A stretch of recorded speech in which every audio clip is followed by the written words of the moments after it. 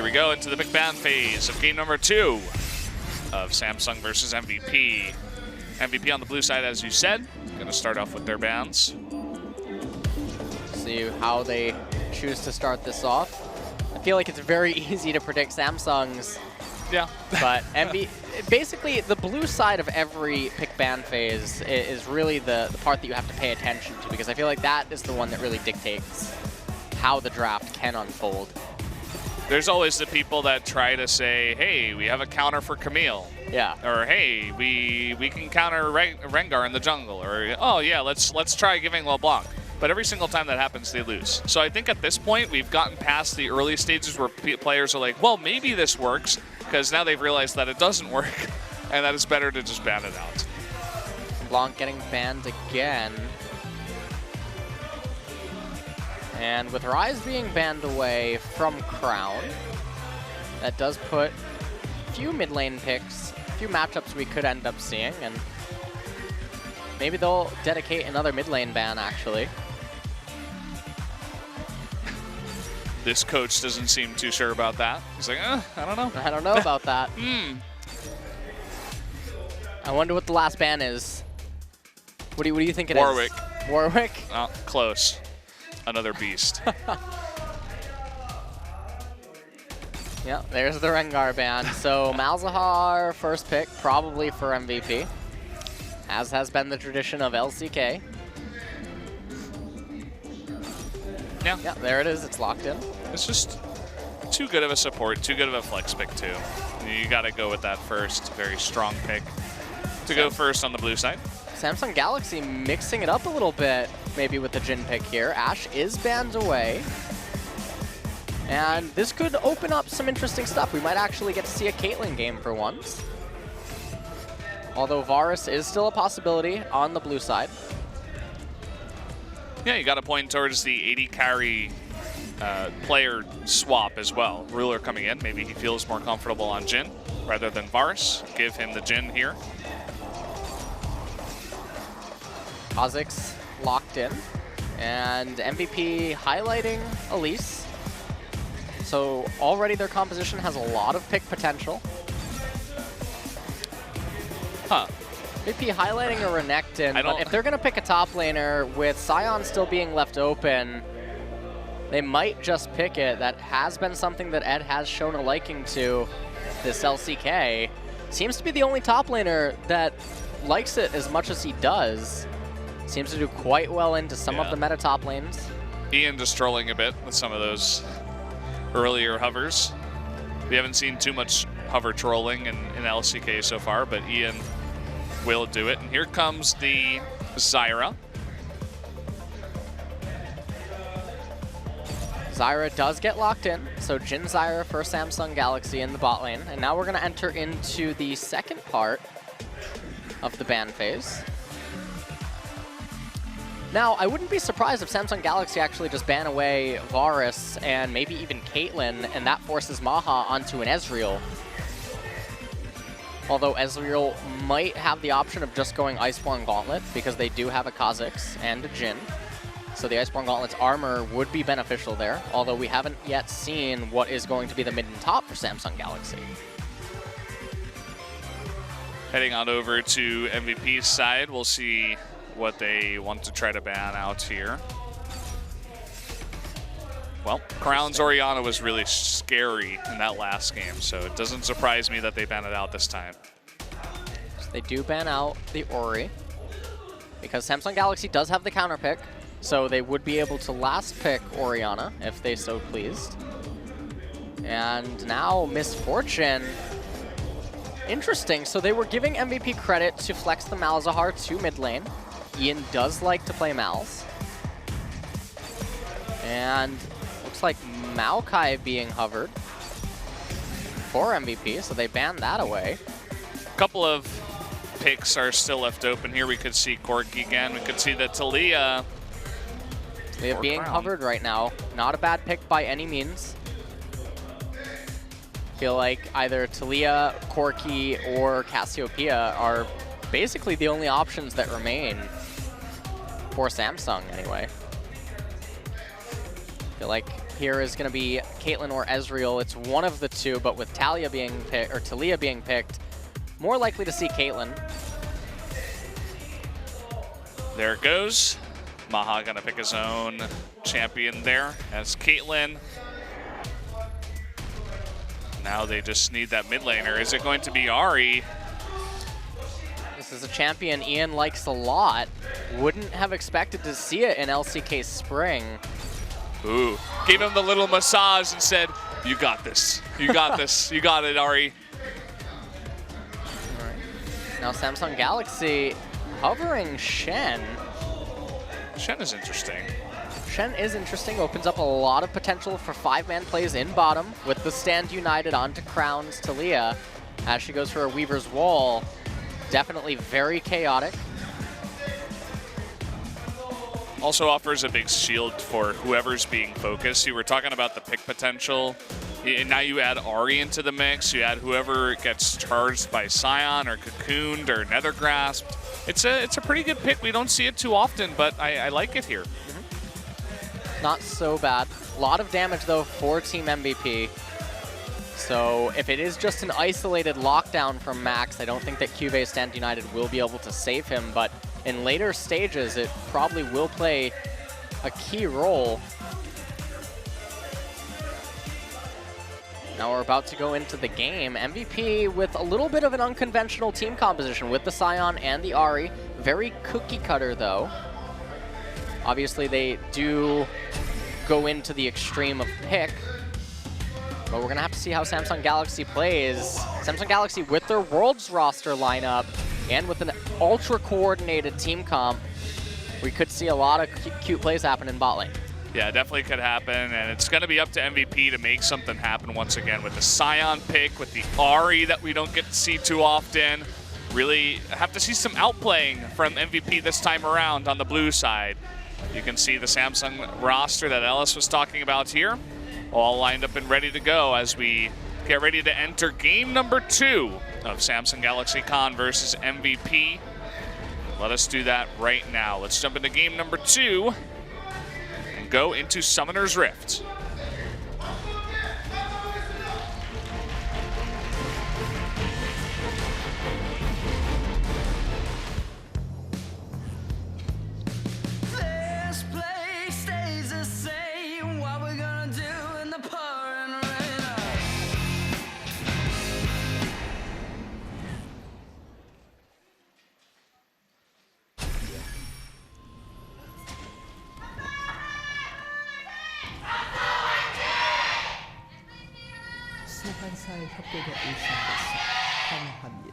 The big cheers coming from the underdog team, you could say. Down a game now.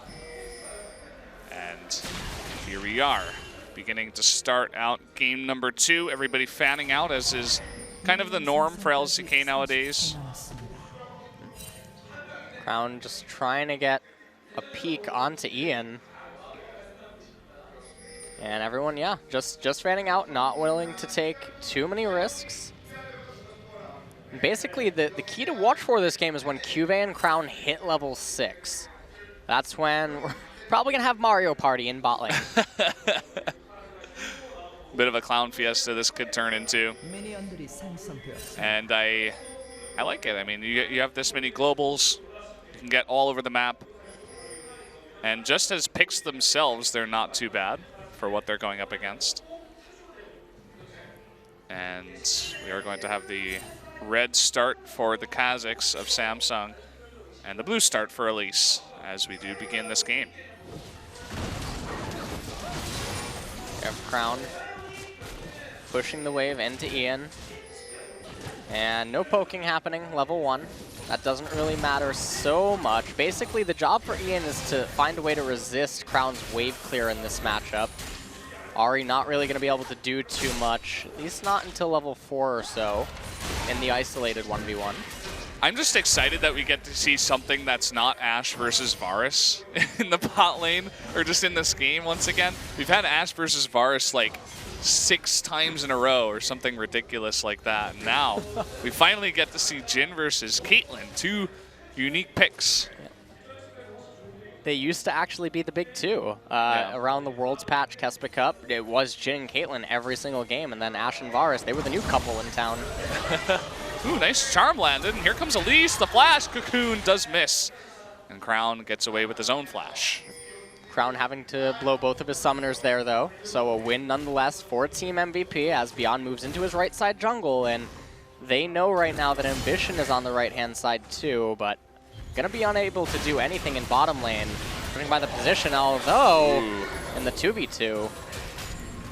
Lots of poke coming out from Ruler and Core JJ. Yeah, nice job there to land the root too, just to get the full effect of all of that poke onto Max. Just gonna have to back off and not harass as much, eat some of those biscuits. But here comes Ambition, no ward just yet, but a ping does go down, almost as if signifying that there might be a ward. But here he comes into mid and finally does get spotted. And Ian just pushing the wave. You can see though the effects of Beyond's gank from earlier. Crown is level 4. Ian, though, forced to have shared some of the experience with Beyond from earlier, is down a little bit in experience, and that can make a really, really big difference once level 6 becomes involved. Beyond is coming up. You could see that Shen was getting pretty low from earlier, and he's going to place a ward. Oh, he does spot Elise just barely. Oh, a bit of a trade down in bot. Oh, that last hit from the plants. Just barely not enough to kill Max. Ambition now maybe just going to pick up his golems. There are wards in the top lane, though. Beyond, with nothing to do, Ian. Oh, no. He's going to run straight into Crown. Is forced to flash away by just kind of face-checking that brush. Crown going to continue to get an experience lead here in mid, and Beyond is even here. So if they share experience, this is going to be even more problematic for Team MVP. Yeah, definitely kind of annoying. And you can see this top lane, the way that it's going. Ed is using a lot of his mana to try to harass Kive out of lane, but all Kive has to do is just farm, make sure he's getting all of the XP. He wants to hit 6 as fast as possible. He's staying even with Sion too, so that's pretty nice. He just has to wait and farm. Yep. Oh, okay. All right. He's going to be able to pick up all this farm. It's going to be really nice. Not going to miss anything here, and meanwhile, Crown recalls, gets a Negatron Cloak, gets boots. The defensive stats going to serve dual purpose against the Elise and the Ahri. Ambition making his way down into the jungle, going to put some wards. We've seen this very often out of some of these red side teams. We saw SKT doing it earlier on, putting the 2 wards in those exact positions, because you can get them down pretty fast without going too deep into the jungle. Now, Ruler, oh, Max just missed out, I think, on the Malefic Visions. And lane is pretty passive down here. Again, it's in a position where Ambition can't make any usage of this. Cuve content to just continue to farm up in top lane. They don't even really need to give Cuve a gank. All that needs to happen right now is let Shen get to level 6, let Crown, who is already at level 6, get the lane into a favorable position, and then just Weaver's Wall bot lane with Cuve. So we do have Crown at 6 now. Has killed that Weaver's Wall, and we're just waiting on Shen. Okay, he has hit 6 as well. So they're available to go for that play when they see it fit.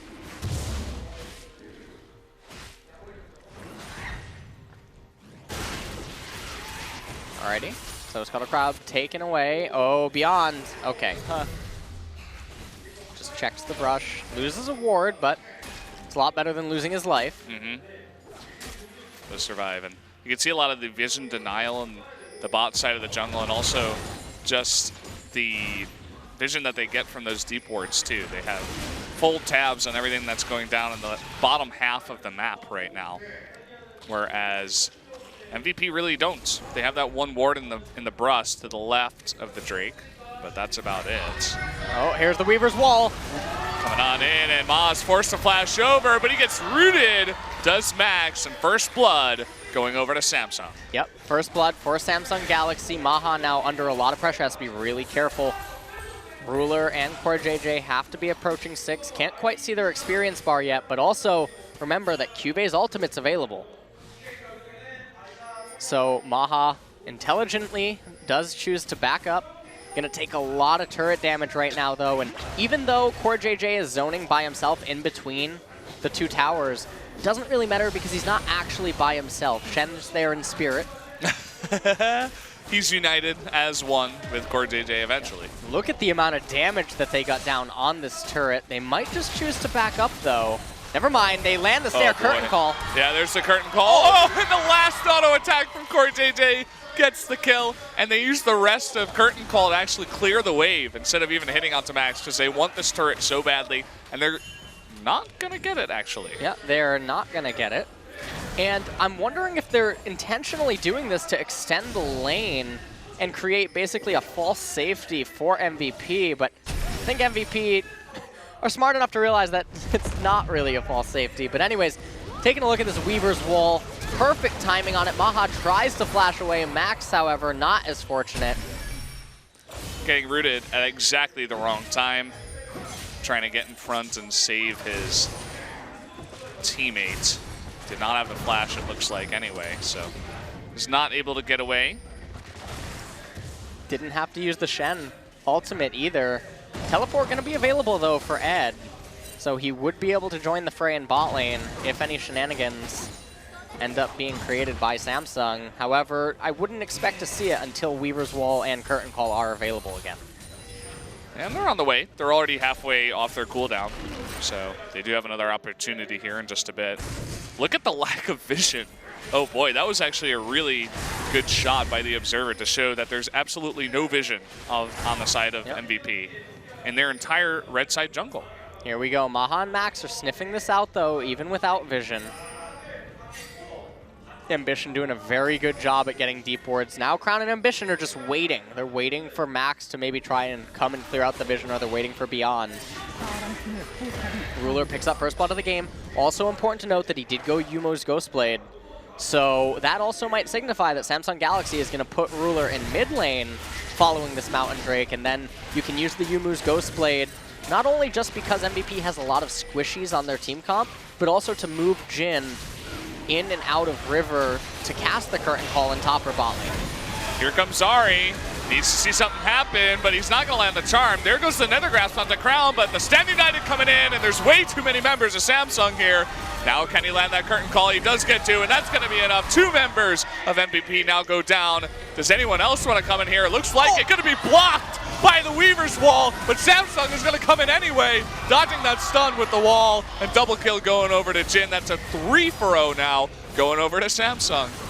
That is such a funny interaction. I've never seen the Weaver's Wall to block the Scion ultimate. Yeah. And that is a huge victory for Samsung Galaxy. Almost 5,000 gold ahead at 10 minutes. This isn't supposed to happen this way, that's for sure. They got that bottom turret so fast. They took, what a fantastic fight that was out of, Samsung, not out of MVP. You can just take a look at how it happens. CoreJJ able to lock up Beyond right there. Ian failed his assassination attempt on Crown, a very delayed charm. And then Stand United came in. Max just goes down. Curtain Call shots from Ruler, hitting every single one, even a 4th bullet tapping on Ian Zari there. And then you can see Ed's coming, but Crown knew. The block, and then the taunt, rather, from Shen. So, I mean, this is the type of gold lead you expect out of an SKT game or a KT game, but this is Samsung we're seeing right now, and I feel like MVP is kind of falling apart at the seams. That team fight, the way it was going, was just kind of lackluster. You know, the communication wasn't there. All the ultimates were kind of lopsided all over the place, and they weren't able to lock anyone down. And now, I mean, as we approach the mid lane, Ruler's actually up in top. Probably just looking to make quick work of this top tier 1 turret before rotating to mid. As the team fight already broke out, it's highly unlikely that another team fight would end up occurring in bottom or top, so you don't need to actually put the Jhin in mid lane right now. Kive totally finds a chill bonk for now. He does have his teleport up. Stand United is almost ready too. Here comes CoreJJ to come in here and actually going to ultimate ADD here. There's no one else to support, and kind of just putting on a bit of pressure, I suppose. Mountain Drake still not captured by either team, putting a lot more focus and emphasis on capturing the turrets. Weaver's Wall up again. I believe Stand United is too.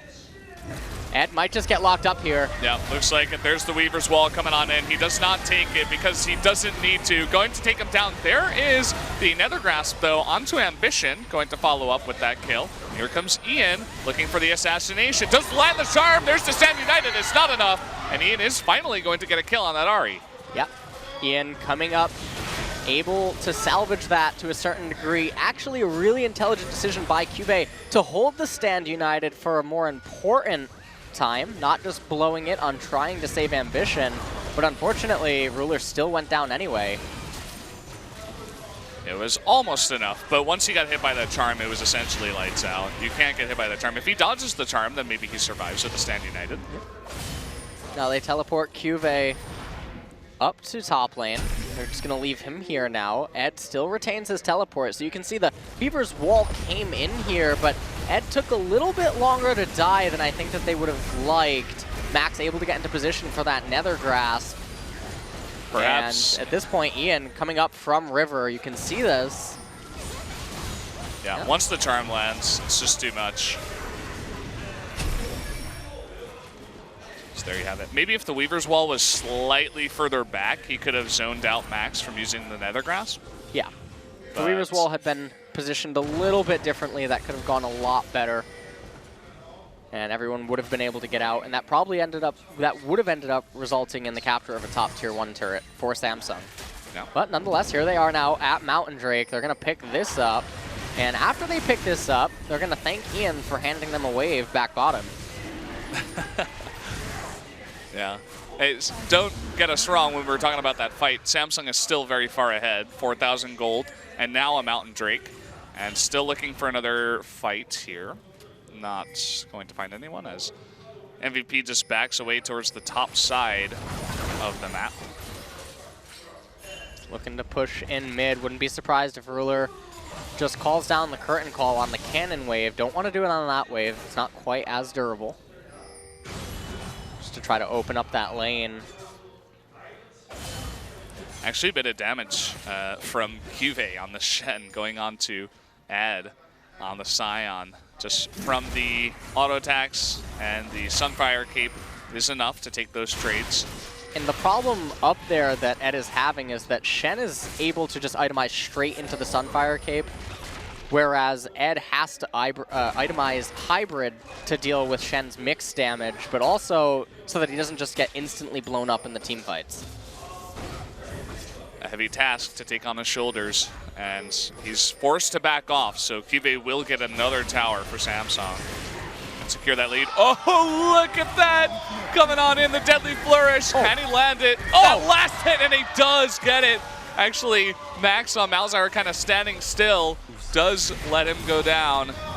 And now that might just be the mid turret here, at least a lot of health off of this turret. Yeah, I think that the mid turret, oh, it's gonna live because of Whisper.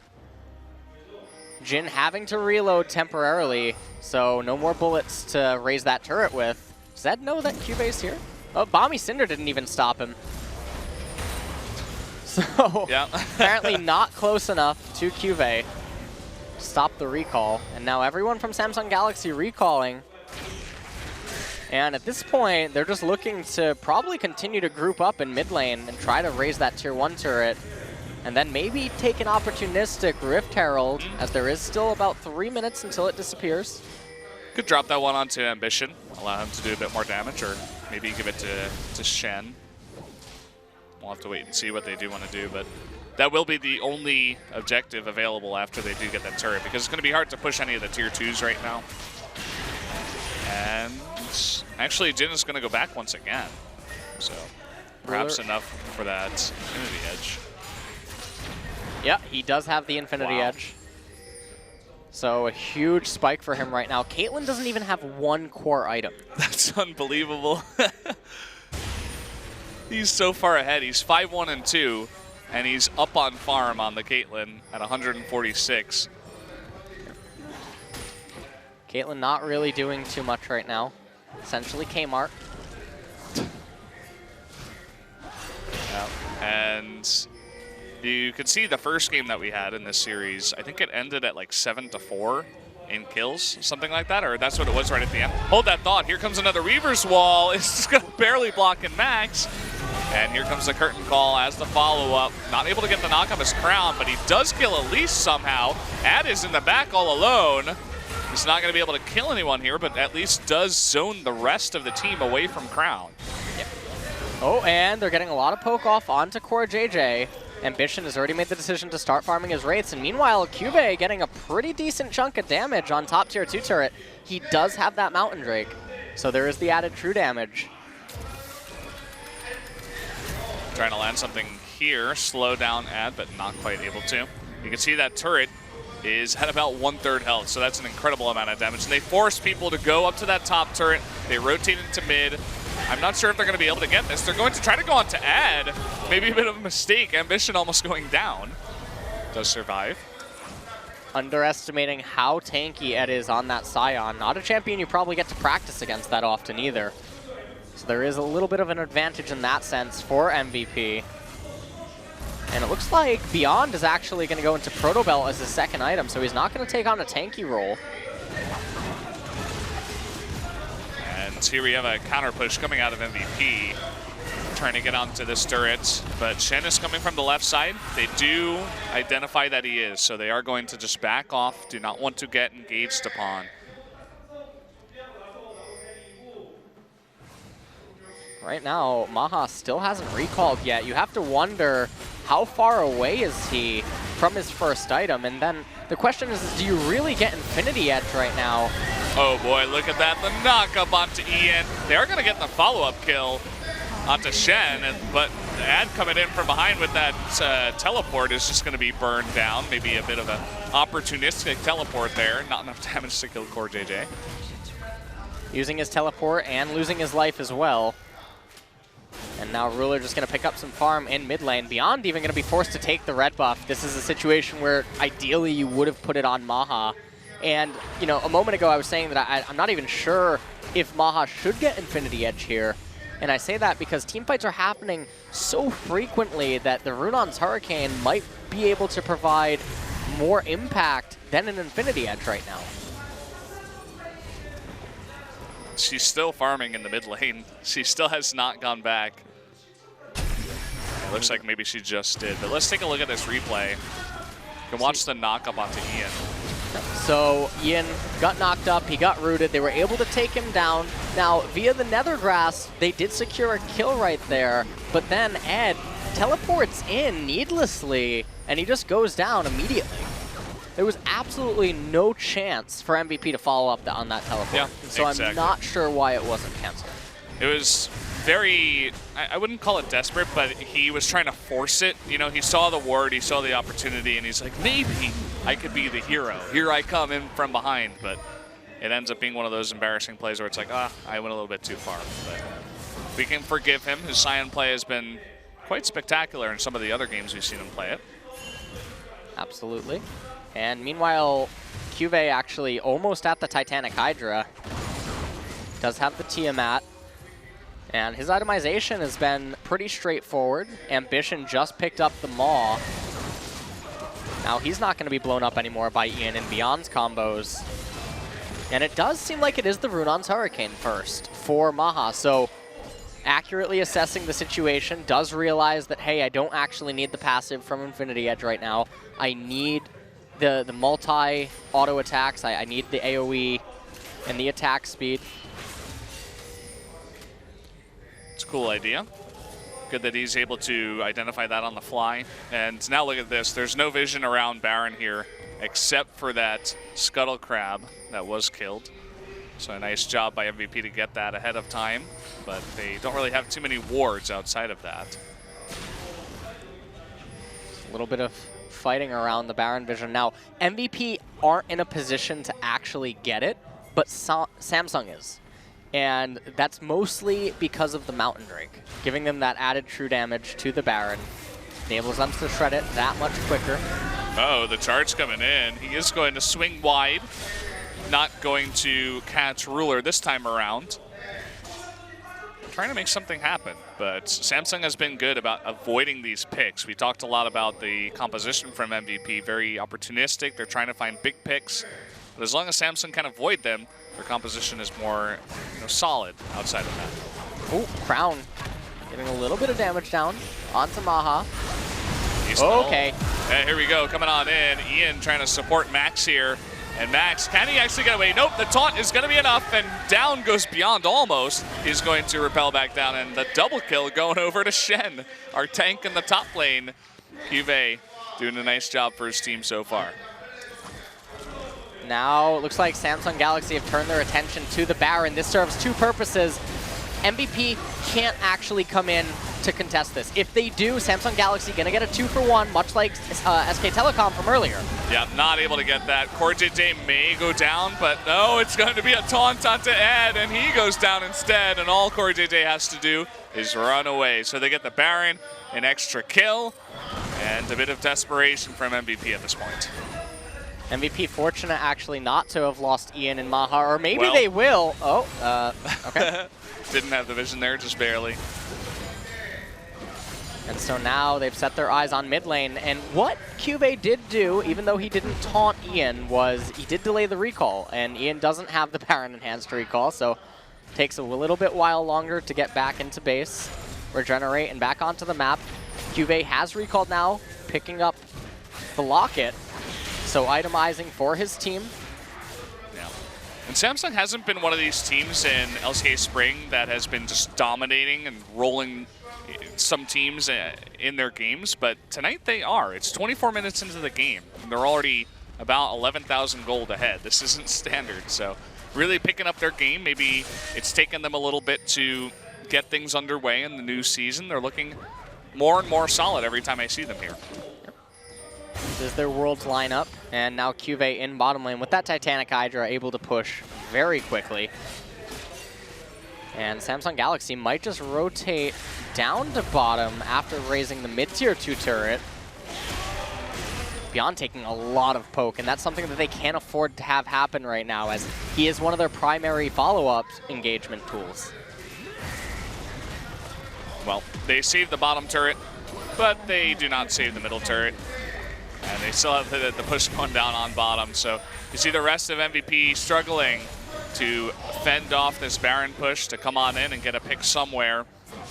Still, Ed is the only option here to stop the split push from Cuvée. And now Crown coming on over. It's going to be a taunt onto Ed. No knock up onto him. Does get the stun actually onto Cuvée. And the charge will come through, but look at the damage from Crown as the support. And at the same time, the push going down on mid and nobody to stop it. They are just basically pincered right now, where they have to invest so many resources to try to stop the bottom push. And then that means that they don't have enough to stop the mid push. And Inhibitor doesn't go down quite yet, but it is exposed. Yeah. Crown now left in bottom lane. I really like this. They teleport in Cuvée, and they're doing this so that they can set up the Weaver's Wall to basically pin MVP into a fight. If they even need to. They get the inhibitor. Now here comes the push down onto the bottom lane. Talk a lot about, low ADC in 2017, but he's really doing the poking onto some of these turrets with his range. So if he's doing nothing else for his team, his curtain calls have been quite fantastic too. Ruler's had a very nice game so far, but he really helps with this. And this is exactly what you were talking about. Get them out of the way with the Weaver's Wall and push in onto the turret. Now they're going to be able to get the second inhibitor of the game. Curtain Call comes out just to add a lot of damage and make sure that Ambition, CoreJJ, and Crown can just get that inhibitor. And meanwhile, up in top lane, Cuvée is going uncontested. Yeah, they're just wiping the floor at this point. The Nethergrass comes out. CoreJJ is going to live, as MVP can't even try to get one more kill in this game, although they struggle to. Trying to go onto Crown, he does get the charm, but there's the Stand United. And Samsung Galaxy now with 3 waves pushing in with super minions, double super minions. And Samsung Galaxy, they've always been one to be extremely methodical, and so not wanting to risk a team fight in front of the Nexus turrets, wisely back off, they regroup. They're all pooling so much gold right now. So we're going to see them just pick up a few more items and then just wait for the Doom push. Probably don't even need to go to that Dragon.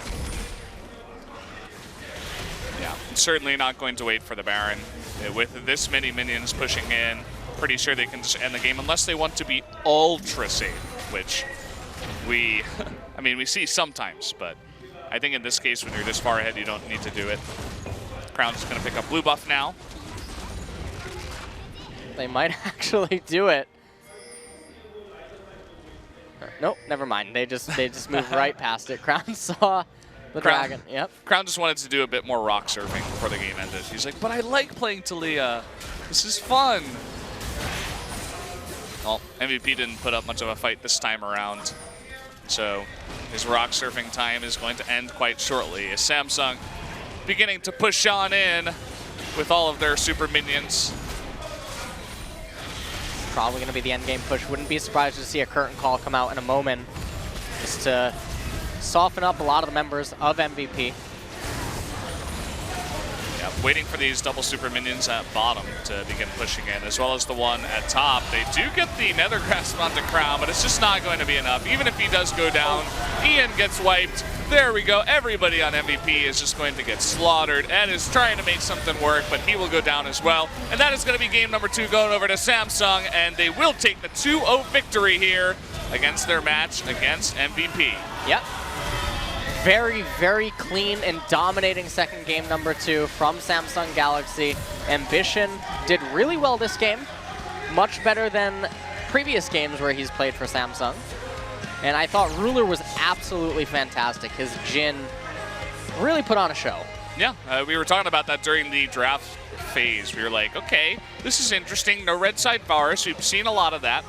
And I was saying, you know, maybe Ruler just feels comfortable on it. And, well, certainly he looked extremely comfortable on it and looked very practiced and did help out in taking that win. A nice bottom lane dominance performance. Did obviously have a lot of help from the Taliyah in the mid lane. Crown doing a good job on that. And I do like that MVP, they do show that they can play 2 different types of team compositions, although I don't like the fact that they defaulted to a super comfort pick that is basically a B or a C tier pick with the Ahri. It doesn't do anything. I don't think that you liking a champion means that you should pick it. I think that they should have had something else prepared to run into Crown's Taliyah. You know that he plays it. He's been playing it a ton in solo queue. And the fact that your answer to it was an Ahri is not really that comforting. Yeah. We get to see another shoulder massage from the coach, as it seemed like Ian really wanted to take the game into his own hands, and he's kind of beating himself up a little bit because of it. But what are you going to do? You're facing Samsung, a very strong team at this point. Maybe try to pick some other picks, as you were talking about. We don't really see Ahri that often for a reason, and it didn't really work out in this game here. So it's going to be interesting to see who the MVP is. Crown was the obvious one in game number 1. If you had to pick someone, who would you pick? Ruler. Ruler? Yeah. Well, there you have it. I would be extremely surprised if it was anything but Ruler. His curtain calls were just so on point. He almost didn't miss any until one of those final fights there inside of MVP's blue side jungle. Yeah, so next, guys, we are going to be going to the analyst desk once again, so we'll see you there in just a bit.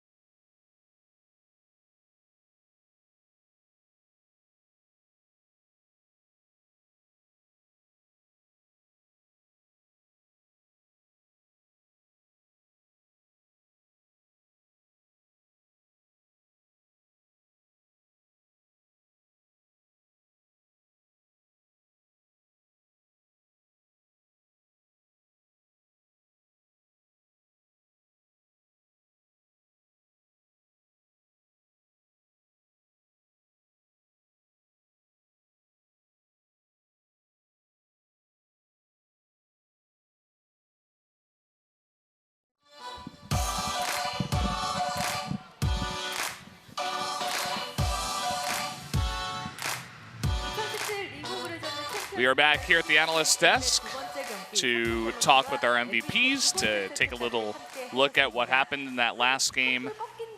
And I am, of course, joined by Binu once again to help me out with the flow of the analyst desk. That's right. I feel like these last-minute analyst desks are always the hardest because we only have 1 minute, or I personally have only 1 minute to run down the stairs. I just want to apologize on stream. I just scared one of the fans who were going down. I was just running so hard, and she looked back. She's like, "Oh no!" Scaring fangirls everywhere. But let's head over to the analyst desk to see what they're talking about. Our result. 그리고 스티치 선수가 나섰던 1세트 경기 승리를 했음에도 불구하고 엔트리를 바꿨던 선택. So we're talking about the substitution that came into play. We saw Ambition and Ruler coming in place for Haru and Stitch. 오히려 첫 번째 세트를 승리로 이끌었었기 때문에 보다 더 여유 있게. And Kanata making the point that, you know, when you win that first set, you have a bit more freedom. You have that peace of mind to make that substitution, see how it goes. 대부분의 선수가 승리를 또 쟁취했었기 때문에 1승 이상의 값어치가 있지 않나라는 생각이 드네요.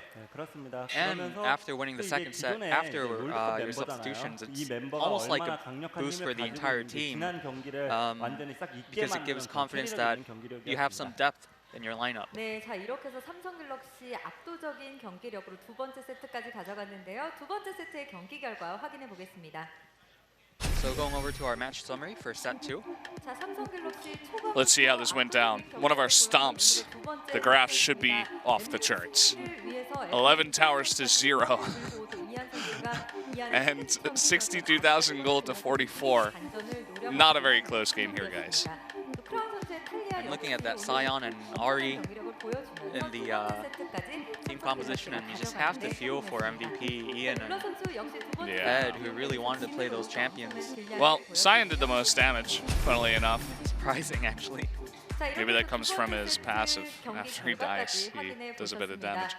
But at the same time, if you were to be a little bit critical, you could fault MVP because they weren't that deceptive, or they weren't that, you know, they didn't make an effort to hide their motivation to play those picks.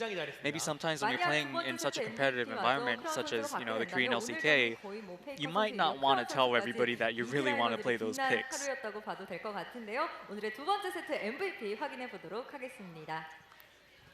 So let's take a look at the MVP here. LS was pretty convinced that it was going to be Ruler, and who it is Crown.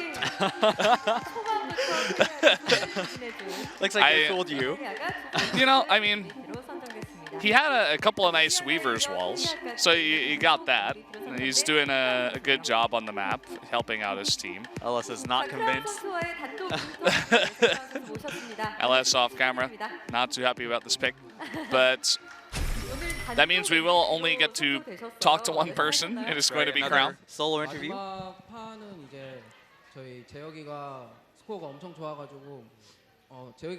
And Crown actually echoing that, saying, you know, Ruler actually had a fantastic score in the last set. I kind of expected him to get it. SKT나 KT가 무실 세트를 이어가면서 굉장히 좋은 출발을 하고 있거든요. 좀 3강에 있던 삼성으로서 좀 의식이 되진 않았나요? 의식한다기보다는 그냥 너무 잘해가지고.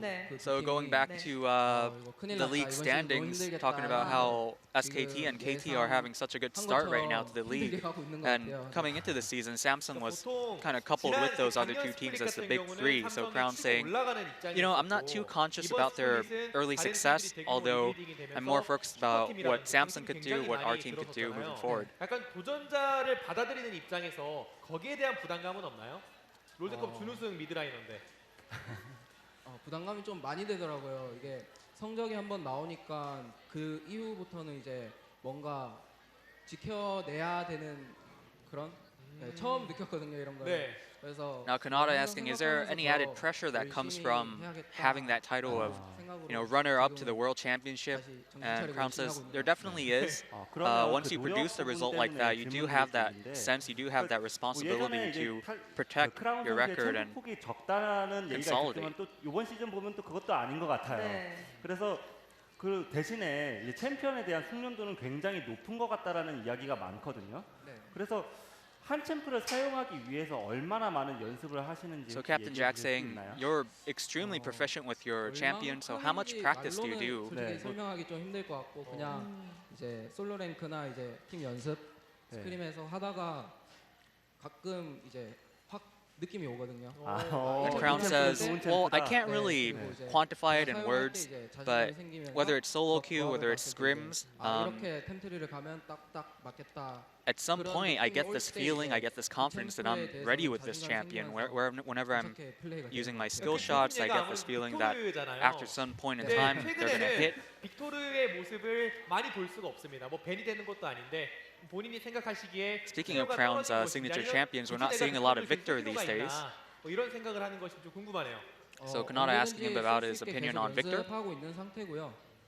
상황만 나오면은 언제든지 다시 꺼낼 수 있는 좋은 픽이라고 생각하고 있습니다. 또 재미있는 명언이 있죠. And Crown says, I still think he's a great pick. You do kind of need the situation for Victor to be successful, but 네. 그렇죠.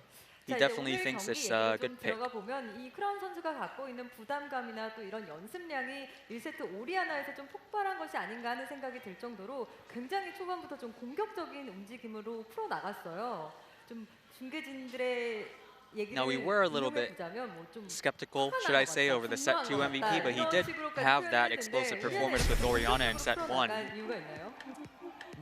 그냥 플레이 하다 보니까 좀 공격적으로 플레이가 됐다 그렇게 보이는 것 같아요. And the question for Crown here, was there a particular reason why you went so aggressive? And Crown says, I think it just happened that way. I was somewhat focusing on my own play, and somehow it ended up being a really aggressive performance for me. 생활도 좀 이상하게 하다가 좀 많이 혼나고 감독님께 다시 이제 덕분에 정신 차리고 열심히 살려고 하는데 그것 때문에 이제 플레이가 그렇게 보였던 거일 수도 있을 것 같아요.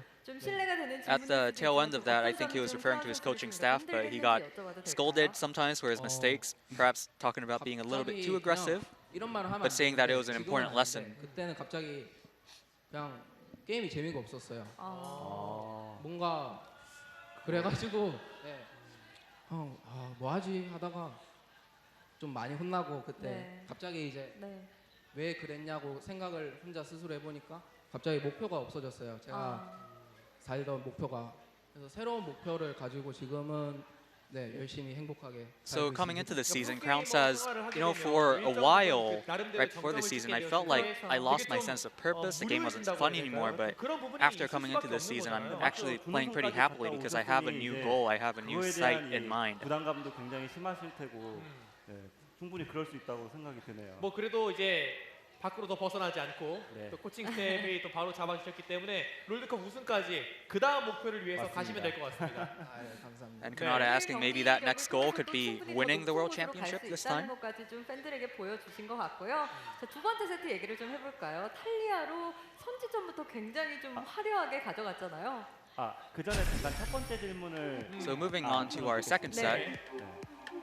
이 첫 번째 궁극기 Their 활용이 Talia 굉장히 performance. 좋았던 것 같아요. 그러면서 바텀도 풀리고 뒤에 후반에 갈 수 있는 힘을 계속해서 얻었던 것 같거든요. 그 라인전에서부터 뭐 힘들거나 그런 건 하나도 없으셨던 건가요?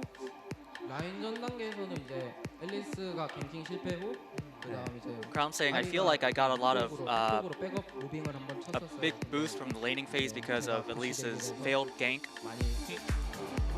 Look at that. Really nice sweep as well. 굉장히 인상적이었던 게 사이온의 궁극기 소리를 듣자마자 Captain Jack 바로 adding on to 궁극기를 that, 또 활용해가지고 벽을 saying, 타가지고 막았어요. 그게 다 예상된 really funny 플레이였나요? moment showed up when you block Sion's ultimate with your Reaver's Wall. 일단 한번 쓰고 그 다음은 그냥 생각보다 그냥 손이 먼저 갔던 것 같아요. And Crown says, yeah, I feel like it was one of those moments where my hand kind of reacted on its own and 많이 빠져 있는 I ended up 챔피언들이 blocking it. 보였었거든요. 혹시라도 다칠 수도 있기 때문에 지켜주기 위한 움직임이었던 것 같고요. 네, 그 움직임 탈리아 궁극기를 이렇게도 활용할 수 있구나라는 좀 기감이 돼준 것 같습니다. 또 크라운 선수 이번 시즌 여창동 코치와 또 함께 시즌을 I think Crown would be good on one of these analyst tests, actually. Seems like he's got a good personality. He looks pretty A comfortable lot there. to say, you know. 뭐또 크라운 선수 Maybe in the future? 전략적인 챔프를 좀 권유하진 않나요? So talking about the addition of Coach Trace from the Jenner Green Wings. 계속해서 커뮤니케이션을 원활하게 하고 계신 거죠? 네. And just generally speaking, he says we have great communication and it's an ongoing thing. So it looks like Coach Trace is adapting to the Samsung coaching squad pretty well. 그 루덴의 메아리 아이템 선택이 어떤 의미가 있었는지 한번 설명해 주실 수 있나요? 보통은 네, 라바돈의 죽음 유리한 경우에는 뭐 라바돈의 죽음 모자나 아니면 뭐 So Captain Jack asking for some pointers on mid lane itemization. 제 생각에는 이제 1세트 조합 상대로 적 조합 그리고 우리 조합 생각을 했을 때 투코어로 이제 라바돈의 죽음 모자보다는 이제 루덴의 메아리가 훨씬 더 효율이 And Crown says, given my set 1 composition, the opponent composition, I actually thought Luden's Echo was a much more worthwhile purchase than Rabadon's Death Cap. 이제 마지막으로 또 게임이 갑자기 재미가 없어졌어요라는 말을 듣고 사실 많은 팬분들이 가슴이 철렁하셨을 것 같거든요.